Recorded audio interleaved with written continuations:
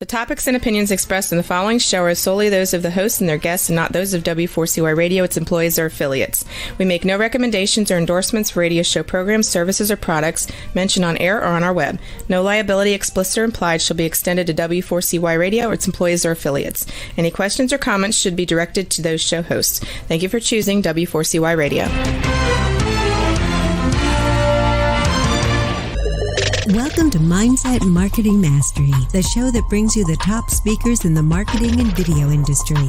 With your host, Marie Mason.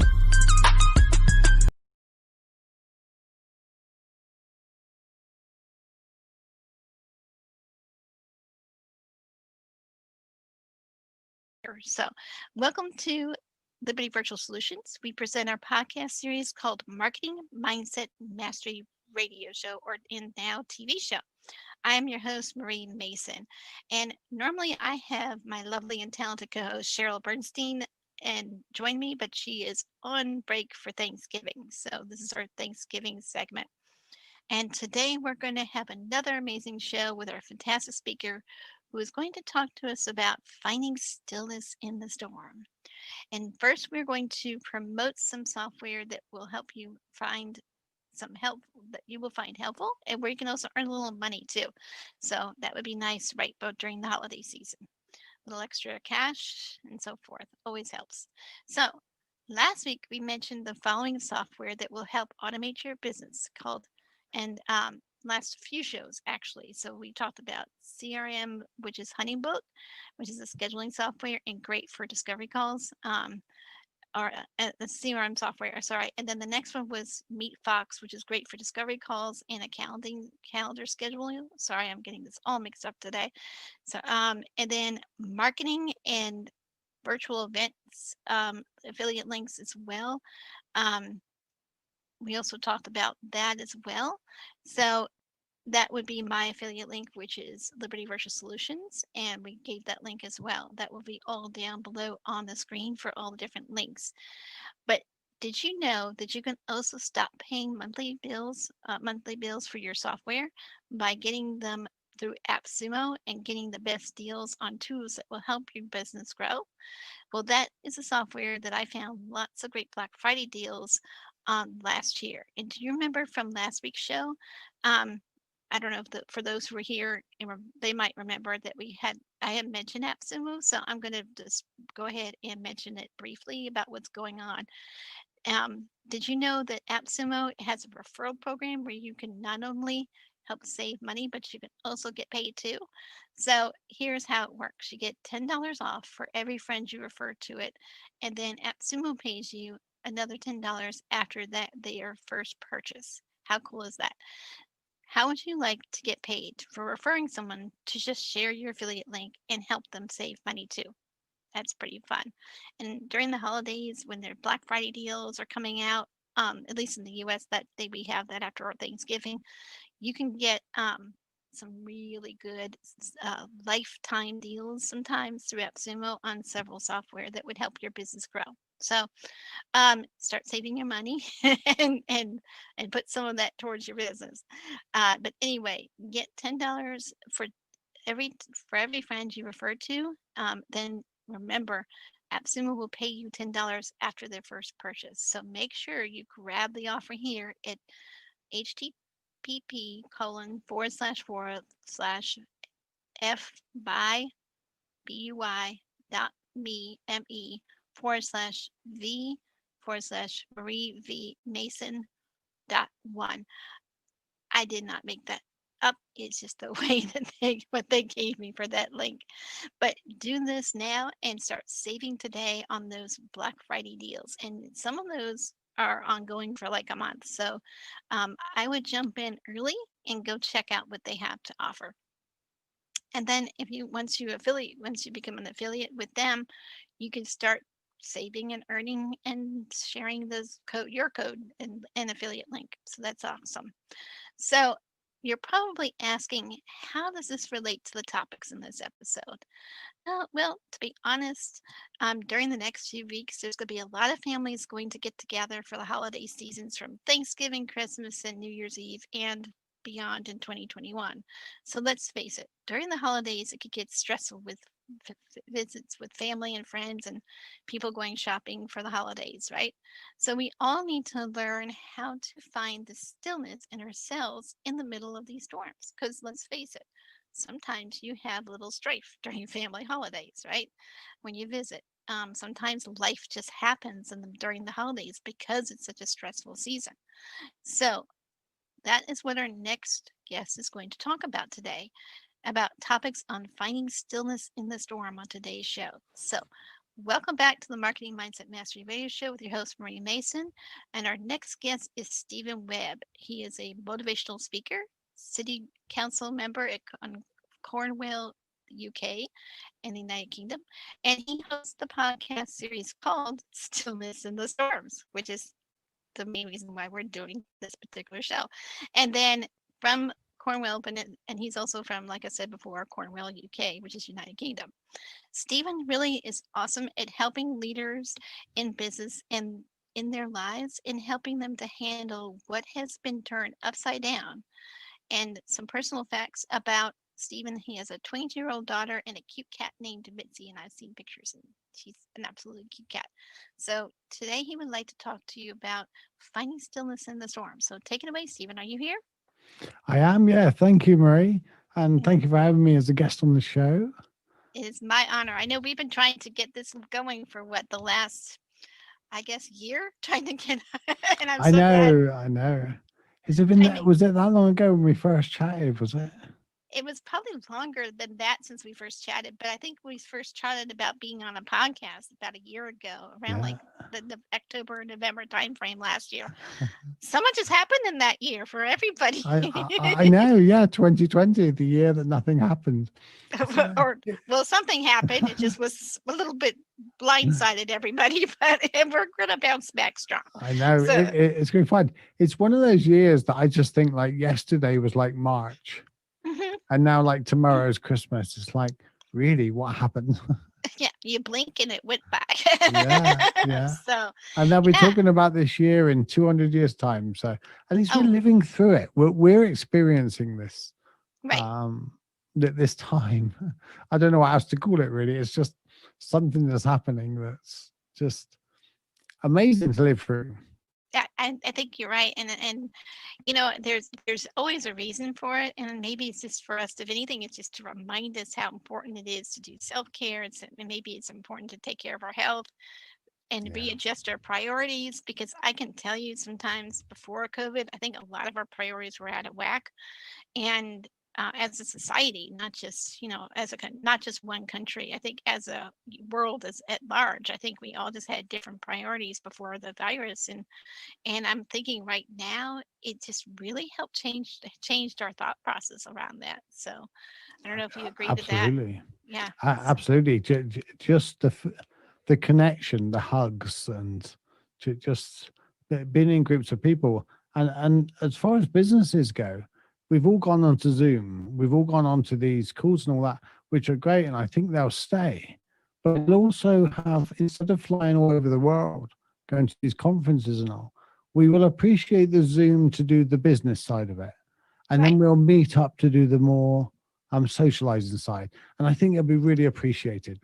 When we do meet up, when we do get together, it'll be less business related, I think. I'm really looking forward to that. Me too. I think it's going to be more personal connections, and I think that's the only thing about the virus part, that it's sort of has changed things. We haven't had as much personal connections.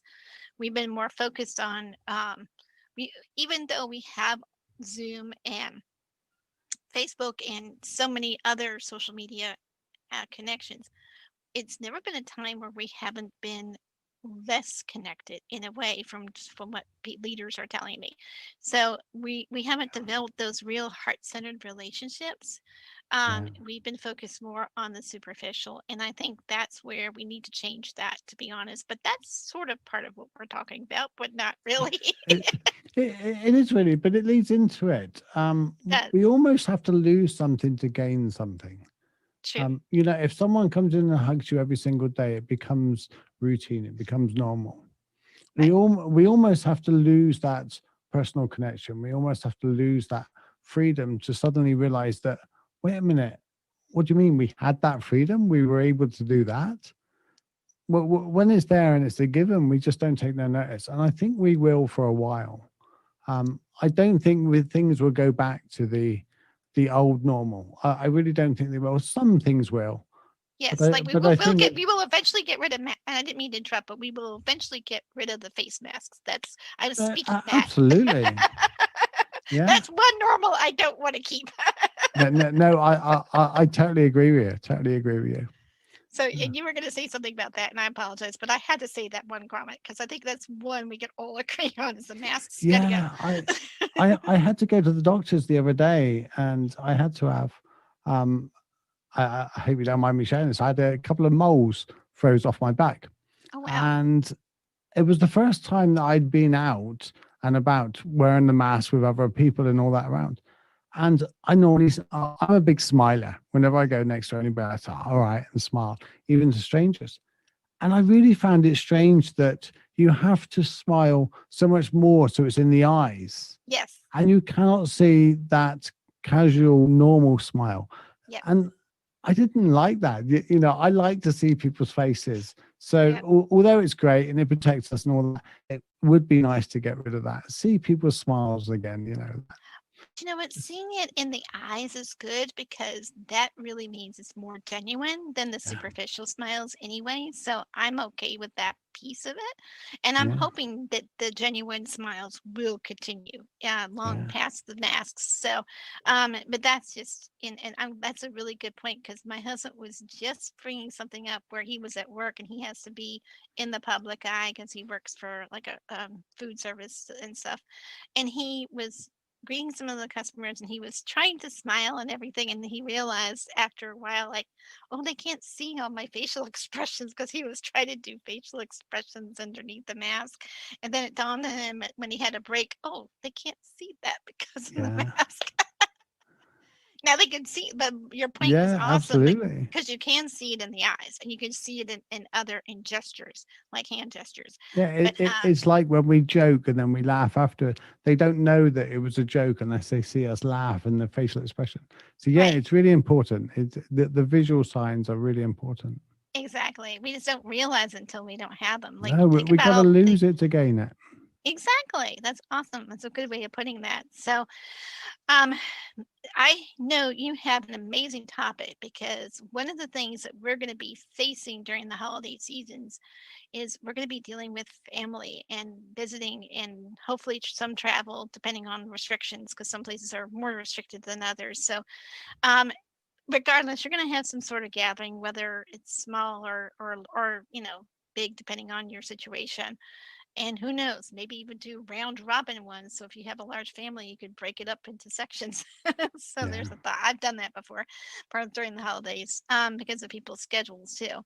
So you have one of the greatest topics that we need, which is finding stillness in the storms. And I want to just get into that a little bit. But before we do, I do have one question and then let's first, I know I've mentioned what you do a little bit, but I want to ask you, what did you do? And a couple of questions prior to that topic, and then we'll jump into a couple of topic questions, and then we'll say and you've agreed to stick around to the second half. So we're going to have a quick break. It's at the halfway point, and then we'll bring you back for the more detailed, juicy stuff. So, let's just dive into the first question, shall we? And tell me exactly what it is that you do, because you have some amazing roles in your community and also in your business. Well, I do two things really. I'm a mindfulness and meditation coach, and I help people to, just like my podcast says, find that little bit of stillness when things are going wrong, when our heads are overwhelmed and when life's just not going to plan. And I broke my neck at the age of 18, so I'm paralyzed in a wheelchair. So I got a first-hand experience of, life doesn't go to plan. And is what do you do with it? And it's like when you're meeting up with family and things like that, how do you, I think it was Mother Teresa said that if you think you're awake, go back and spend a week with your family. And that's when it really pushes you. So on one hand, I do that. I help people with anxiety and stress, and to accept things the way they are, rather than trying to push everything away and trying to have this wonderful, peaceful life, because life isn't as simple as that. On the flip side, I'm a city councillor. So over in the UK, we have like parish and city councils, and I'm an elected official. So it's the world apart. So you've got the politics and you've got the mindfulness and meditation. And it's wonderful, really, because on the local side of politics, it's not really that political. It's what we can do to help our town and all that. And That's it's awesome. really, sorry? I said, that's awesome that you guys are able to help your town and have a good positive focus, whereas a lot of them are not like that. So what it's exactly do really you do? important at the moment with COVID-19 and what do we do for the vulnerable people and the people that cannot get out and the people that need to shield and all of that. It's organizing things like that and keeping people safe in the street. And, you know, and it's not so much what we do, the elected officials, it's the officers in the offices and all that, and the town clerk. They're the amazing people. They're the ones that do the work. We go in and make the decisions. They're the ones that implement and do the work. So I've got to thank them. A deep gratitude to the ones that really do the work. Well, that's awesome. And you have such a kind heart about that too. So how did you find yourself? I mean, I know this is a little bit different from what I planned on, but how did you find yourself into, well, first the council member, and then how did you become a motivational speaker, as well as doing the, almost like you're like a coach or something as well, like a motivational coach? Yeah, I coach for anxiety and stress, and dealing with hard times and dealing with overwhelming times, whether it's in business or in personal life. How did I find? Well, I ended up in that position myself. I ended up, you'd think, being paralyzed, severely paralyzed. I cannot move my fingers. You know, I'm paralyzed just below my chest, and you'd think that'd be like the worst thing to happen. But when I was 40, I found myself single. I found myself with no money and completely rock bottom. I had no feelings. I didn't really care about anything. My carers would come in, they'd get me out of bed, and I was almost like a zombie day in, day out. I just had no hope left. And I found myself sat in the shop doorway in our local town. This was before I was on the city council or anything. And my wheelchair had broke, a wire had gone through my tire and it stopped. And it was a busy Saturday afternoon. It was sunny. And there was loads and loads of people around. And it was inside of a really busy doorway. And the chair just stopped. And I burst into tears. I was 40 years old. I was sat there and I was bawling my eyes out. And it was like all my feelings had come back in that one moment, that how do I fix this chair? How do I move on from my life? What do I do? And a security guard walked over to me and he just put his hand on my shoulder. He didn't say anything. And I just knew in that moment that, do you know what? This was the release. This was okay. Everything had built up to this moment. And it was just, and I just realized in that moment, everything would be okay. And a friend come down and helped me into my van and all that. And over the coming weeks, it was difficult. But I started reading books and I started studying, what can I do about my life? Well, how can I silence these thoughts? How can I do all these things? And meditation, every book told me to meditate. Well, of course, I can't meditate. I can't close my mind off. I can't stop thinking. So here's this one solution that all the gurus in the world, all these people that have these amazing careers and, you know, even the top CEOs that will meditate and all that, but it wasn't available to me because I had it totally wrong. But when one person says something, you go, okay, maybe true. But when everybody's telling you to do the same thing, you've kind of at some point got to go, okay, I'll listen. So I did, and I started meditating, and it wasn't really working.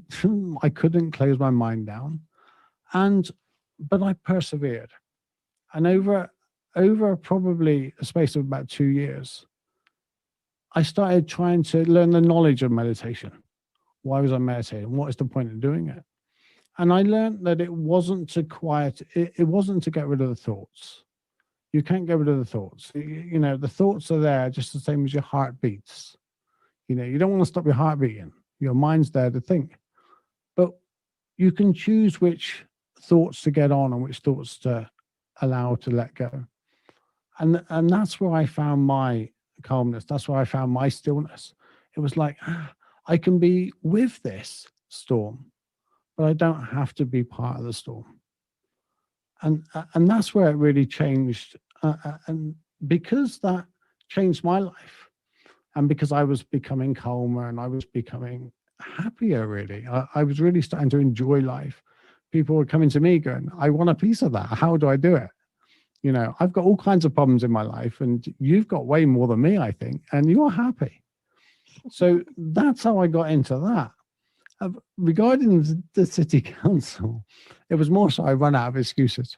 It was like they kept coming and asking me, and because I used to be political when I was like 17, 18. I wanted to be an MP at that age. Wow. And I done my, I know, I done my work experience at the Houses of Parliament. And I live about 4 or 5 hours away from London. So at the age of 14, doing your 2 weeks work experience at school in London and the Houses of Parliament was huge. So I wanted to do that. So I was kind of involved in the local party. So over the next 25 years, they kept asking, will you stand? Will you stand? I was like, no. And I had an excuse every time. And eventually I ran out of excuses and they asked me and I said, okay. And I got elected. And now I love it. I really enjoy it. It really feels like, hey, I can bring a little heart to the establishment, to the city council.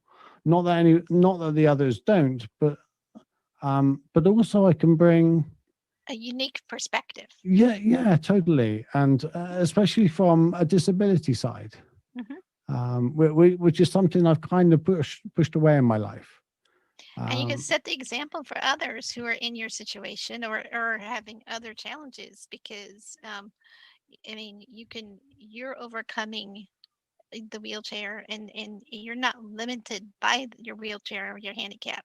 You're progressing forward, and that's admirable, and that's something that people need to see and hear, because they don't have to be limited by their handicaps, even if it's learning disability, mental handicap, whatever it is, because some of it's are physical handicaps, some of it's are social, emotional, some of it's other mental and other areas, and don't limit yourself. And I think that's a great message to share.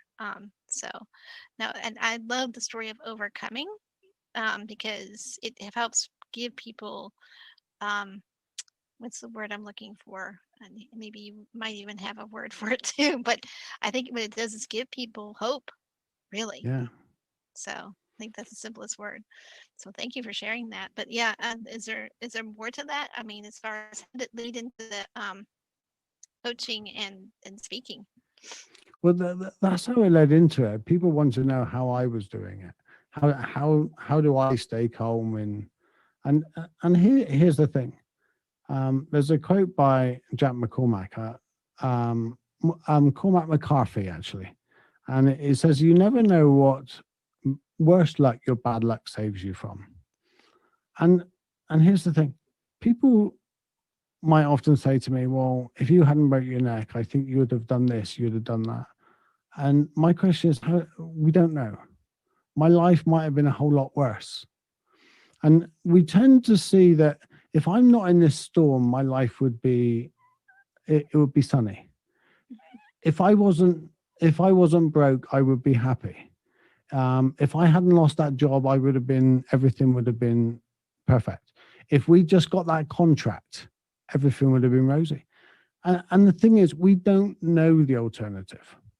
So instead of painting it in rose-tinted glasses that the alternative is always better, and like we've suddenly got the worst deal. I don't know I got the worst deal in life. I know there's worse deals than being in a wheelchair. It's not a deal that I would have chose. I would have never asked for it. But the point is, whether or not I like the storm I'm in, whether or not I like the situation, whether or not whether we got the contract or not. The case is what it is. I'm in a wheelchair. What am I going to do with it? You didn't get that contract. What are you going to do about it? You did get that contract. What are you going to do with it? The business failed. So what are you going to learn from it? So instead of being in the storm, wishing for the sun to come out, it's not going to happen. The sun will come out when it comes out. You're still in the storm. And that's whether it's a personal life, whether it's the overwhelm or anxiety. As soon as we accept our present situation, instead of trying to push it away and get rid of it, we can deal with it. And acceptance is so much easier than letting go. Letting go is an action that is really difficult. Mm-hmm. Especially when you're, especially like when you're physical stuff, when you're dealing with it, if you're dealing with an emotional attachment to a physical item, sometimes letting go of that, like that's where my clutter comes in, because I have too much emotional attachments. But this year's a season of letting go.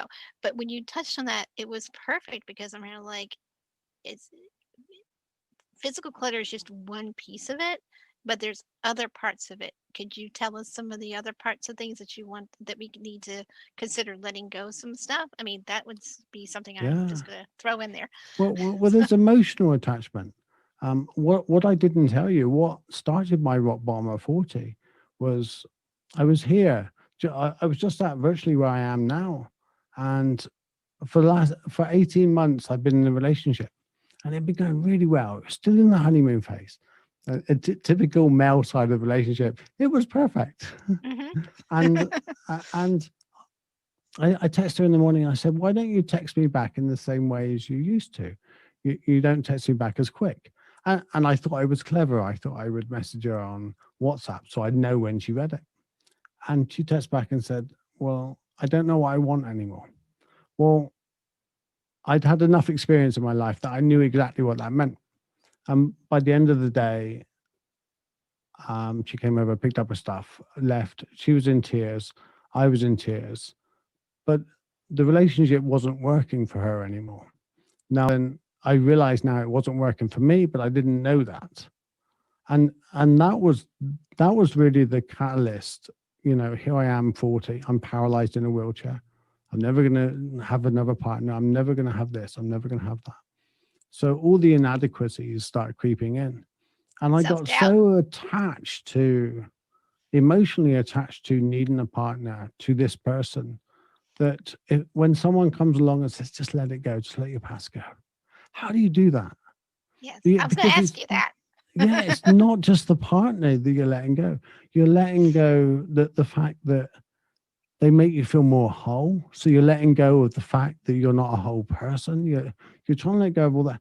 Now then, because it's so difficult to let things go, first of all, accept the situation. And you don't have to like the situation. You don't have to enjoy it. You don't even have to do it in any kind of way to the external world or friends or anything like that. Just an internal deep breath and accept this is what this moment is.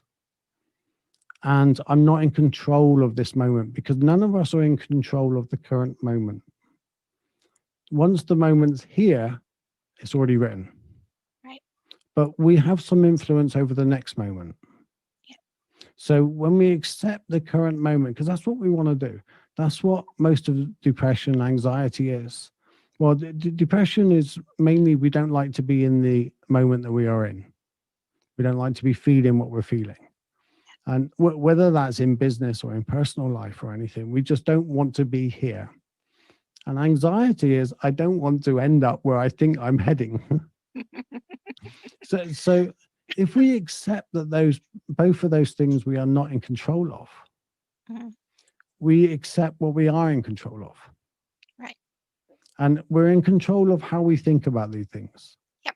We're in control of how we respond to them. Yep. But we're not we're not even in control of our bodies in regards to, if we eat a donut, we cannot control where the weight goes on. I wish. I wish I could just eat and visualize I myself know. dead. Wouldn't that anything I want? Yeah, that'd be great. Yeah. So we're trying to control the whole world out there. We're trying to control our customers. We're trying to control our clients and what they do. And you'll see coaches out there. It's like telling the clients, this is what you got to do. But we're not in control of most of it. We have an influence, but we're really not in control. And it reminds me of Stephen Covey when he says we're trim tabs. Do you know what a trim tab is?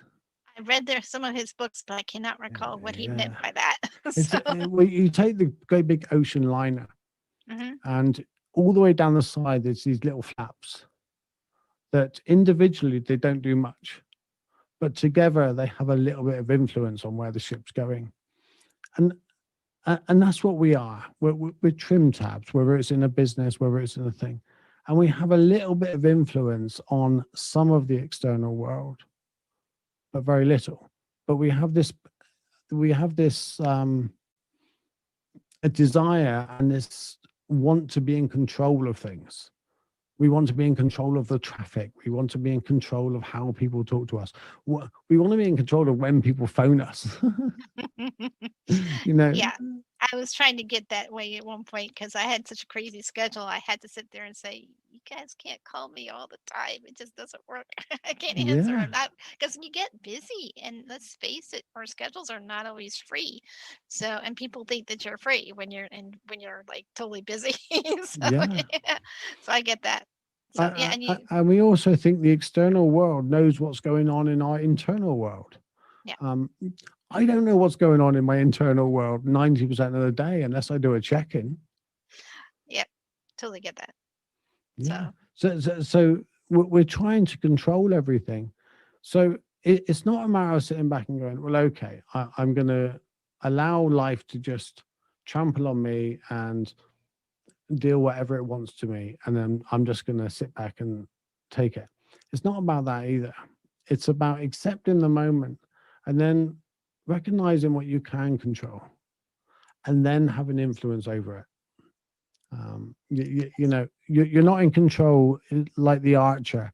You can practice and practice and practice, but once that arrow leaves the bow, you're no longer in control of it. And we're going to talk a little bit more about how to influence that on the second half of our show, because you're going to get into more discussions about some of this particular topic. So, but I just want to thank Stephen for being our speaker for this today, and for his engaging, entertaining, and educational topic. And Stephen has agreed to stick around for this continuous topic on finding stillness in the storms, which is so prevalently needed right now in this era and also in the season. So make sure you stay right here on W4CY.com radio and TV for an amazing episode of Marketing Mindset Mastery. We go on the air every Thursday at 6 p.m. Eastern. We're taking a short break, and we'll be right back. You're listening to Marketing Mindset Mastery, the show that brings you the top speakers in the marketing and video industry, with your host, Marie Mason.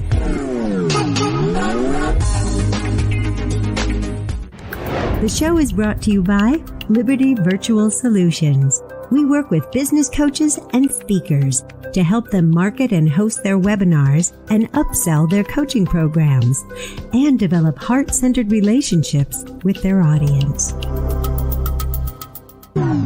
Welcome back to the Marketing Mindset Mastery Show with your host, Marie Mason, a premier podcast that helps you master your marketing skills.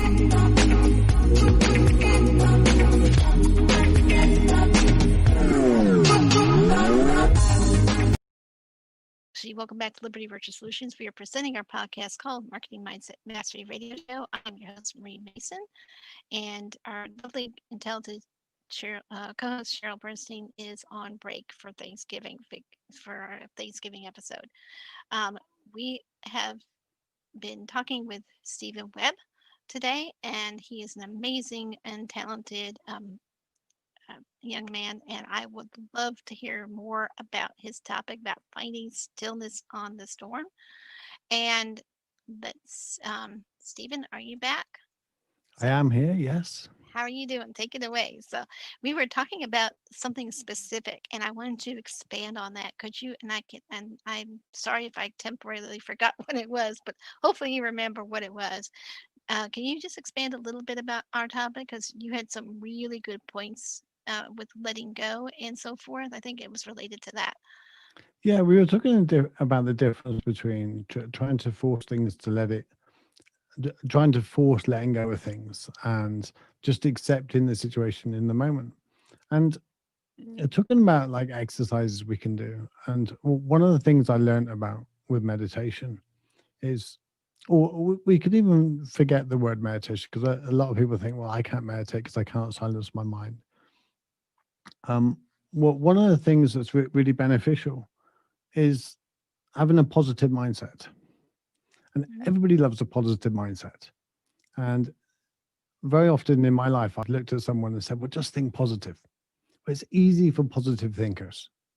You know, there's a certain group of people that just seem to see the positive in everything. Here's the thing, you cannot turn a negative thought into a positive. Once a thought arrives, just the same as the situation, just the same as the storm. Once it's here, it's here. Once you have a thought, it's a thought. So, Okay. so Awesome. once once you have a thought, it's already there. You cannot physically turn that into a positive thought.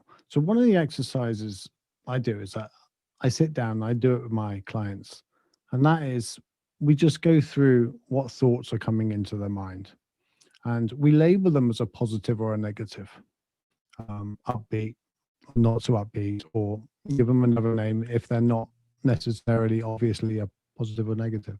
Think of Winnie the Pooh characters. Sometimes you have the Eeyores that say, woe is me. Yeah. Then you have the jolly, lucky-go-lucky ones like Winnie the Pooh. That kind of characters. Yeah. Yeah, absolutely. And sometimes we might see a negative thought as it's just a protecting thought. It's not necessarily a negative thought. We need them equally. And it's the negative thoughts that keep us safe. So it's not a matter of just having a positive mindset. But what we can do is, if we think of thoughts as trains, they're going to come anyway. And you see where I'm going, train of thoughts here. Yep. But the thoughts are going to come. Now then, your listeners, and you could do this now, Marie. Okay. If you sit here and you say to your mind,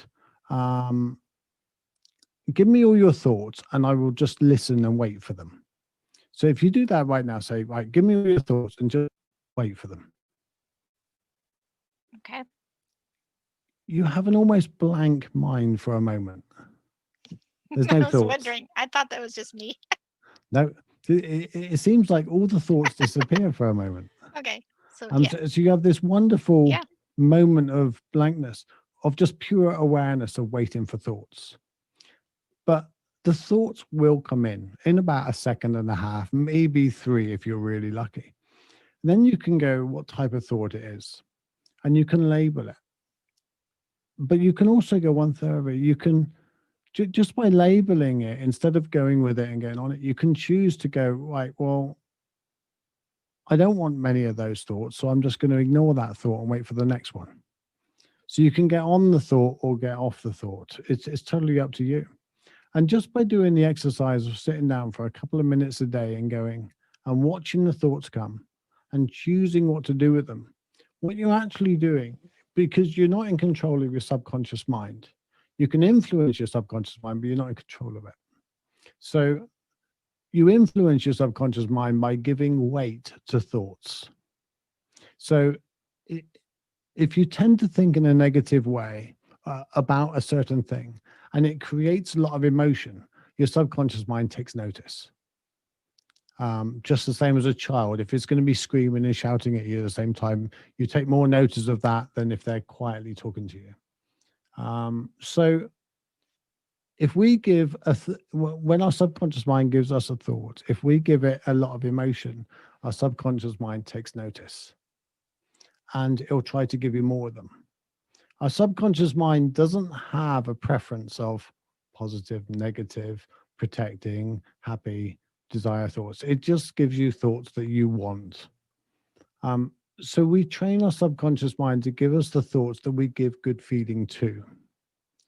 So if we have a thought that I like that, give a good feeling to it.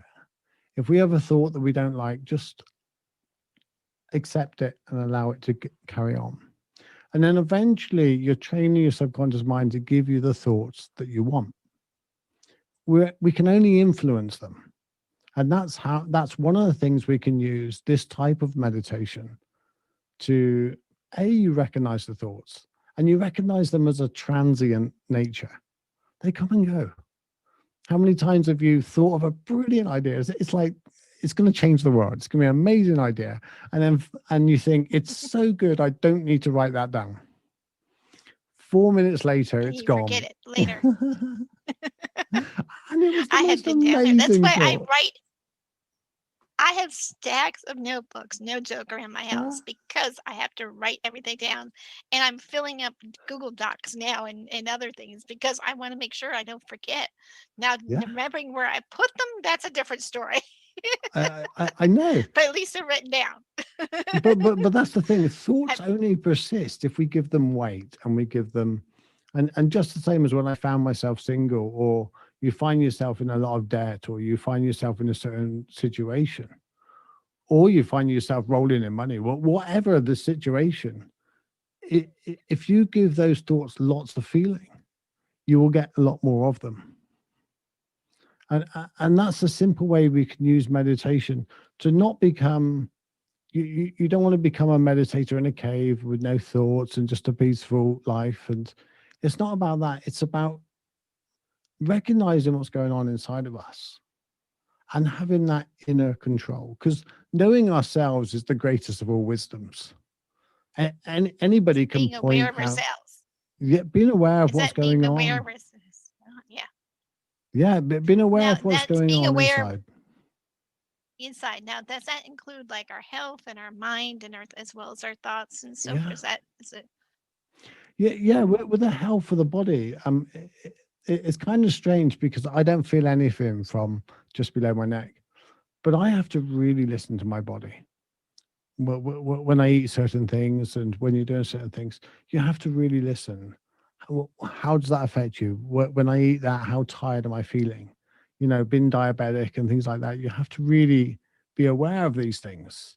And nowadays we can just, the body complains, we feel ill, we throw some drugs down. But really, if we just listen to our bodies and goes, well, how does that affect me? Your body will tell you. When your body's tired, when your body cannot sleep, it's telling you something. It just cannot spell it out in the same language as the doctor can. But it's telling you, please don't eat that again. Please don't do that. Do more of that. So when we feel good, what did we do for the last 12 hours that made us feel good? When we had more energy, when I slept well last night, what did I do last night to sleep well? It's knowing ourselves. And then that turns from unhealthy control, trying to control the world, to healthy control, trying to controlling ourselves. And it goes back to at the beginning of the show, we were talking about visiting friends now over a Christmas period. Mm-hmm. It's you can have all the wisdom, you can have all the self-help books, you can be as stoic as you want. You go and sit around that table at Christmas Day, and you got the brother and sister, you got the auntie and the uncle, you got someone that knows how to push your buttons. Oh yeah, usually there's one person that always does. They know how to push buttons, and we're so affected by it. And not to make it political, politics this year around the Christmas table is going to be huge. So and the difference of opinions, going back to the accepting, I have my opinion and it's my opinion and that's fine. For me to have mine, they could have theirs. Right. So again, it's that acceptance of differences. And it's acceptance, they're going to push my buttons. What is this moment? Maybe this moment is here to see how stoic I am, or to see how peaceful I am. What a brilliant opportunity for showing how much I've worked on myself. and you can demonstrate that for them, and they can maybe Yeah. pick up on that and learn from you, and hopefully that will carry on into their lives. Yeah. I had a I think, wonderful experience a couple of years ago. My daughter came in. I cannot remember why now, but I lost it. It was about 2 years ago, and she came in and she said something, and I cannot even remember what it was about. It was probably something really, and I just shouted at her for about, like, it felt like 10 minutes, but it's probably about 30 seconds. And she stood there and she took it, and she took it. And then she said at the end, she goes, "Well, that was very Zen-like, wasn't it?" And it was just a wonderful mirror, and I just laughed, and I was like, "Oh, thank you." And it was for the lovely because reminder. she recognized the work I was doing, and also recognized that we mess up. Yes, we're not perfect. No, no, We're human. We can mess up, and it's okay. yeah, I always tell my son, it says failure is not fatal. Just learn from it. no, And I've been saying that on shows previous to this, but I can't emphasize it enough. Failure is just a stepping stone to success in your life, and you just have to learn to kind of learn from the mistakes you make. And people may not see the work that's going on. When you touched about being working on the inside of you, that's brilliant, because people don't always see the work's going on inside of you. They only no, see the surface of what you show, and sometimes you may repeat some of those mistakes, but it's all part of the learning process. And people just need to learn to be compassionate. So yeah, yeah, and just understand that you're just working through that process. It does not happen overnight. And in a yeah, world of instant gratification, I'm reminding people that when you're working on the inside of you, whether it's through meditation or whatever you decide to use to help you get there, remember, it's not overnight. I mean, I'm sure it didn't take you overnight to get to this understanding of your own self and forgiveness and grace. So, I mean, maybe you could elaborate a little bit about the compassion part of it.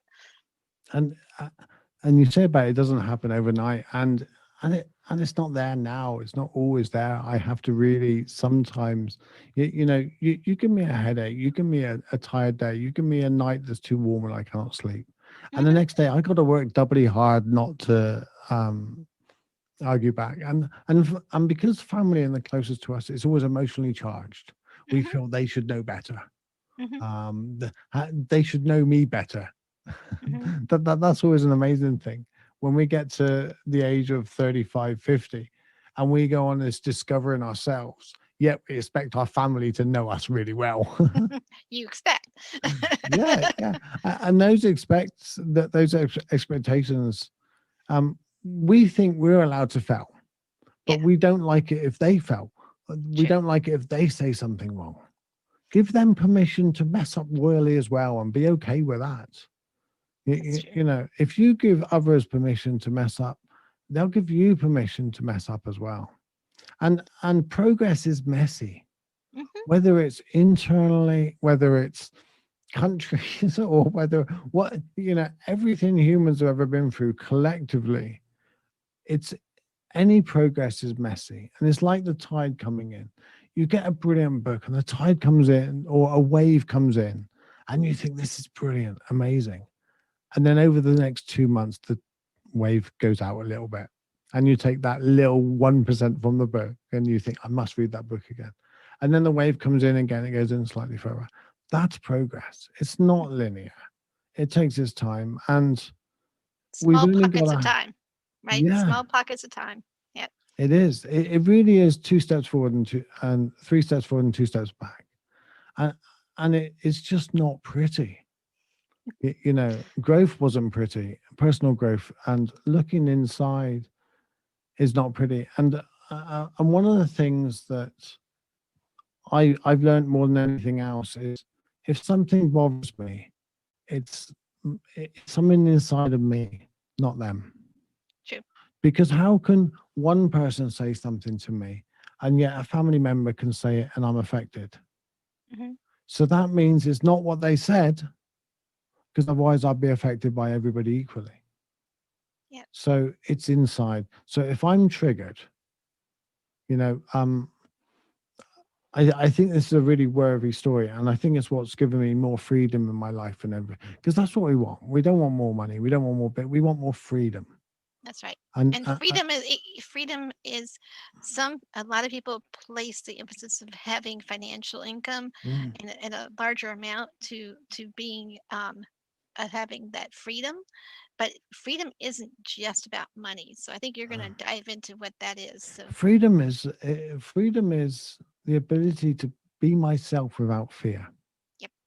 You know, here I am, and if I fall down, I don't have to fear in front of you guys, because I can fall down. I can say the wrong thing. And it's okay, because that's what we all want.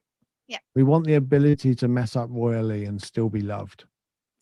And you know, that's why we want the ability to dance, even if it's bad. But one thing I learned, it was the same ex actually that pushed me to that, or text me that morning. She didn't know what she wanted. I'm good friends with her now. We're very close. After I couldn't talk to her for about 2 years, I really had to stay away. But she said to me one day in the front room, she said, "Do you know, can I say something honest with you?" And I was like, okay. I was expecting like, oh, she's going to say all sorts about the relationship and all that. And she said, "I think you're bitter about your accident." I was like, but I was like, I don't recognize the word bitter, but I was really triggered by it. It really like annoyed me. So I knew there was something there. And I sat with it, and she said, "You're very quiet." I said, "Well, I think you're right, but I don't know why you're right." And over the coming days, I realized something. And as you know, I've just put out a fundraising to raise money for a new electric wheelchair, which my followers and everybody have funded. And I'm so excited about getting it before Christmas. So that's incredible. So happy about that for you Oh, too. it's just amazing. But yeah. but here's the thing. Everything I've done since my accident, I've tried to earn the help. Even with carers that are paid, I'm like, well, you don't have to do that for me. And when I needed a new wheelchair, I wanted to go and do something for businesses to get it sponsored. I didn't think I could just ask for it. And I realized one thing. I had a deep shame that I'd never seen in my life. And that deep shame was, people look at me and go, "Well, I think you're a hero for what you do. You break your neck, you're severely paralyzed, you suffer from autonomic dysreflexia, which is like a life-threatening condition that's really not good. But yet you're so happy in what you do, and you don't let it bother you." And I'm like, I'm not your hero. And I never realized why I was so anti admitting that I'm disabled. And it was because I had a deep shame of that. I broke my neck. I dived into a swimming pool, and I climbed onto the wall. I walked to the deep end that night, and I dived in. So I caused my disability. When I look at other people with disabilities, I think they were born like it. I think they deserve the help, and I always thought I didn't. So I had this deep shame for nearly 30 years of asking for help. I wouldn't go to disabled clubs. When I stood on the council, I wasn't standing up for disabled people because I almost didn't feel like I qualified to speak up for them because they've been through so much more than me. And that realization of, I was the dumb person that done that night, but it isn't that people think that I'm worthy of help. It's because of how I dealt with it. So life isn't about what's happening right now and what happens to us or the dumb things we do. It's what we do with them. Mm-hmm. And that's the same in business. That's the same in our lives. It's the same with a thought. It's the same with an emotion. Great, you're feeling lonely. What are you going to do with it? Great, you're feeling angry. What are you going to do with it? Now then, anger is like a hammer. You can build a house or you can knock something down. It's everything in life. And it comes back to the stillness in the storms. Great, you're in a storm. What are you going to do with it? And that, what are you going to do with it, is the greatest advice you can have. If someone came to me when I was lying in bed with a trachea in my throat,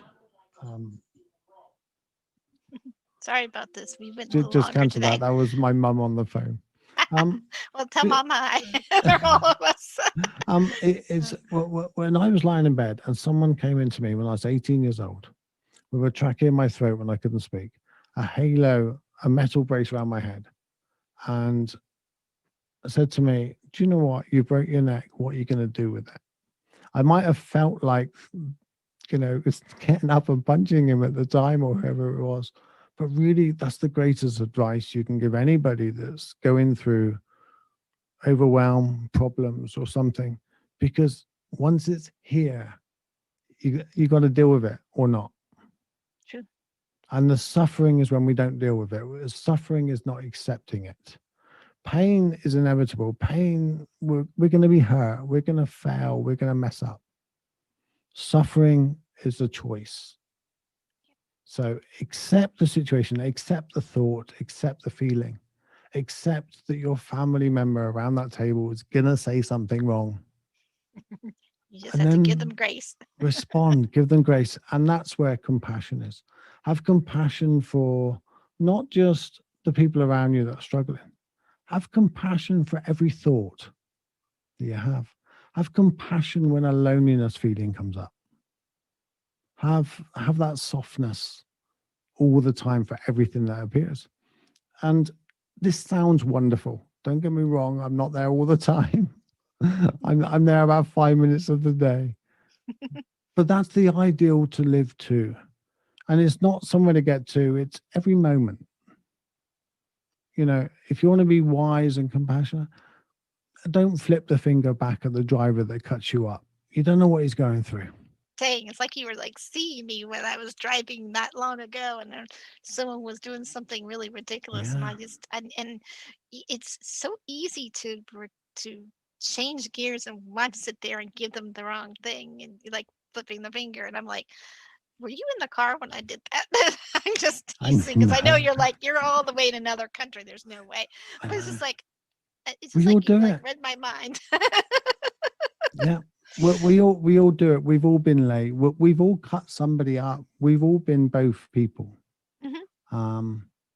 And wisdom, enlightenment is something people often think, I want to be enlightened and then my whole life will be rosy. No, the universe will still have just as much of the bad bucket for you when you're enlightened. Enlightened isn't something we can achieve. It's something we can be in any given moment. So if we can respond without flipping the finger, of understanding that person is allowed to mess up too, yep, just like we are. Give them grace. Enlightened in a minute. Yeah, give them grace. I love that. Yeah. So, no, that's a good point, and I think we all need to practice that, in especially during the holiday seasons, but now more than ever. So, the 2020 has taught us, if anything, that we just need to give each other some grace and compassion. So, that's a brilliant point. And we're actually winding down the show. We're kind of a little bit over, but hopefully, Rebel will be okay with that, and she can cut out some pieces to make it fit into a time frame. But literally, two last things, and then I got to close the show. And I have really enjoyed having you on the show. I hope you've been getting a lot out of it too. But how do you create? Can you like summarize how you can create a new habit? Because we all have habits that we've created, just like that are not useful for us, and we need to be able to let certain old habits go. So how do we create a new habit? Everyone tells us, well, you need to change this. How do you change it? Is there a formula or process that you go through to change a habit? Well, the good question to ask is, have I suffered enough? If you suffered enough from doing that current habit, you will change it. It's changing a habit that we don't really want to change. When I gave up smoking, it was because I decided that I wanted to give up smoking. And here's the thing, there's a difference between a decision and a choice. A decision is based on a set of few rules. I decide that ice cream because that's the one I like. A choice is from the heart, the body. And when we choose to change a habit, we don't really need to have any kind of written worksheet of how to do it. Apart from, I will give one hint, is make the habit or start the habit so small that you've got no excuse. So and only do one at a time. So if you want to get fit running, don't go running 20 miles on the first day. You won't go back. Yeah, you'll be sore afterwards. Yeah, but run to your gate and back, and do that for a week, and then run to the end of the road and back, and do that for a week. The habit is more important than the amount you do. So like incremental, take incremental steps forward. Yeah, it sounds like. And if you're going to give up something, this is how I gave up cigarettes. Is I never gave up for life. I just gave up for 1 hour. And then after 1 hour, I said, well, I will have a cigarette in another hour if I want one. And then another hour. And then it stopped my mind going, oh, I can never have another cigarette again. But so to me, I hadn't actually given up. I was just 60 minutes away from having another cigarette. And then suddenly, years later, it's still, and it doesn't come up anymore. Oh, awesome. But it's something like that. Just, if you want to give up a certain food or something, just don't eat it this meal. You cannot give it up for 20 years. Excuse me. In that moment, you can only not eat it that one meal. Right. And we often look at habits as something for the next 10, 20 years. No, just now. Yeah. My son, who is 14, going to be 15 in January of 2021. I'm sort of dating this particular episode, but that's okay. One of the things I have admired about my son was that he realized he had done something wrong and he wanted to fast because the Bible says to fast because we're Christians. Well, he mentioned to me that he wanted to fast for 3 days. And says, well, he wanted to give up eating food for 3 days. I'm thinking he's a 14-year-old boy, he's growing, and he really needs the nutrition because he's also learning and going to school. So I told him, I says, let's negotiate this one. So let's discuss this one. Say, let's just keep it to just 1 day and then go back to eating the next day. And I explained to him, you're growing and you're learning and you need to keep the fuel going. And I don't think it was really intended for kids necessarily anyway. However, if you want to choose to do it, my husband and I talked to him about it and said, fasting does not have to be just food. You can also fast by giving up video games or something that you really enjoy doing just for a day or a week or whatever it is, the time frame. It doesn't have to always be food. So we gave that option to him. So if you decide to fast again in the future, think about maybe giving up something that you love doing, like video games instead, just because food is part of essential. We need to have that fuel to keep moving. And I don't want him to hurt himself in the process of growing.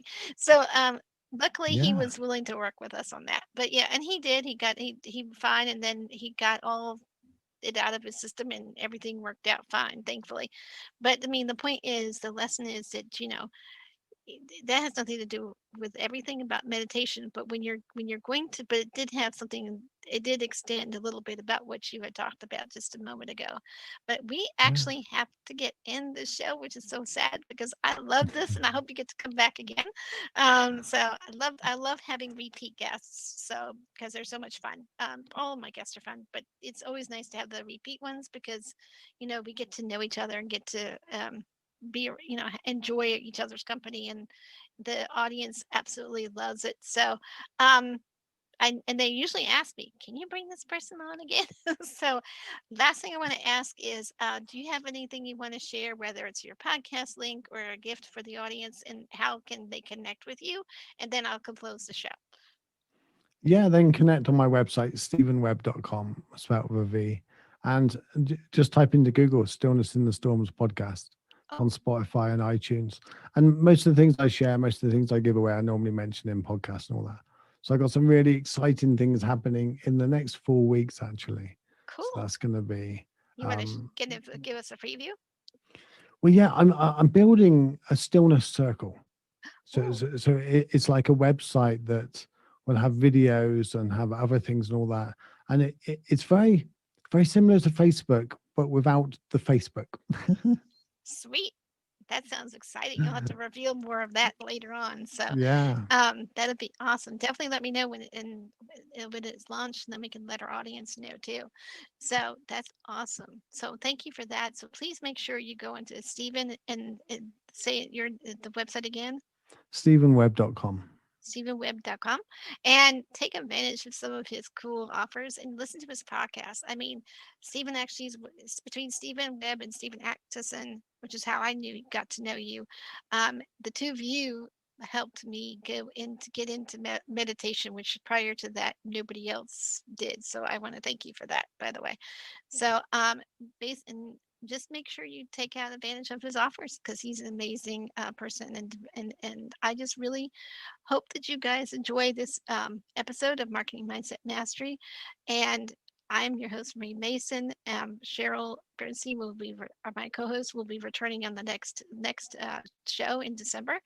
And you guys have a great Thanksgiving, holidays, and Christmas and other ones, because just remember to just be compassionate to others. That's what our message is today. Just be compassionate and understanding and give grace. So until next time, this is Marie Mason with my co-host Sheryl Berstein, who will return next episode, saying bye for now from the Marketing Mindset Mastery. And thank you, our wonderful guest, Stephen, for being here. Go to our radio page and check out the gifts from our speakers. We'll see you next time on Marketing Mindset Mastery with your host, Marie Mason.